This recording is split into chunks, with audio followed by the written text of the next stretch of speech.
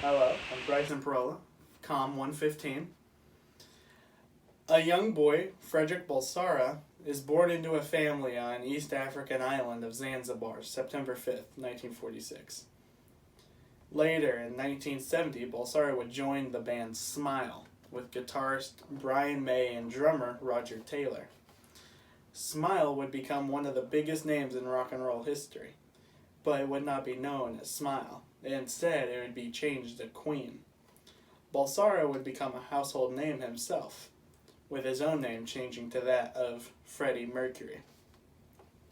Starting off early, 1964, Freddie was going to a college of art early and started a band called Wreckage.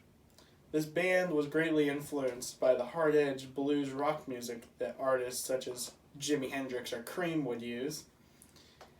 While he was singing in the band Wreckage, a fellow student introduced him to two other people, Roger Taylor and Brian May. Roger and Brian were also in a band. It was called Smile, and their lead vocalist left the band Smile, and Freddie ended up joining to take his place and changed the band name later to Queen. And bassist John Deacon would join this band in 1971. Now that Queen has been formed, around 1973, Queen signed a contract with EMI Records and released their first self-titled album in July 1973.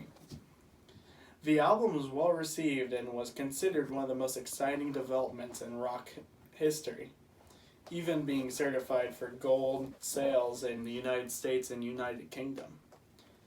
In 1975, Queen released Bohemian Rhapsody, which is a song that almost everybody has heard by now, and almost nobody heard it because nobody was wanting to put it on the radio due to how lengthy and experimental it was. Luckily, the song was played and became a massive success and topped charts in the United Kingdom. Bohemian Rhapsody would continue to top the charts in the United Kingdom for 9 weeks following. Freddie is very well known for having exciting and high-energy performances when he's live. He would always come on the stage in a bright, flashy outfit and strut in a very flamboyant manner. Though he never mentioned his sexual orientation to the press when he did talk to them, many associates thought it was very clear, his stances.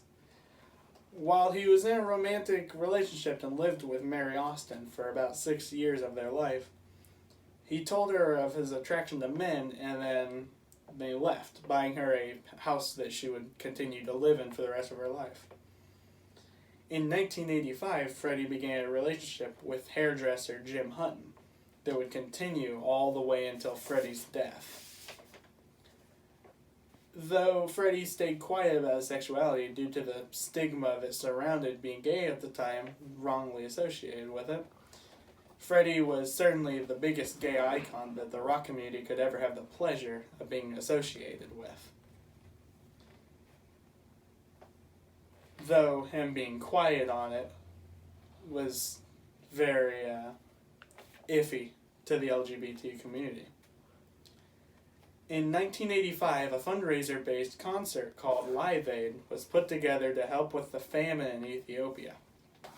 Queen was invited to this concert that would become one of their most unforgettable live performances ever. His performance was as exciting as it always is, but there was one moment that stands out way more than the rest, a very popular moment. During his performance of the hit song Radio Gaga, he paraded around the stage and started doing a vocal improvisation, and then proceeded to lead a group of 72,000 audience members in singing AO, in which he would say something and they would repeat it back. The footage of this is electrifying. Seeing 72,000 people say the same thing at once is like hearing a roar of thunder. Brian May went on to say that Live Aid was one of the greatest shows of their lives, and Elton John after the show, ran to their trailer and told them that they just stole the entire show. That being said, Freddie Mercury was the rock star the likes of which will never be emulated or imitated. His performances were so alive, so him. They were exciting. He started off with a little-known band, Wreckage, moved to a slightly more known band, Smile, and then ended with the legacy, They'll Always Be Queen.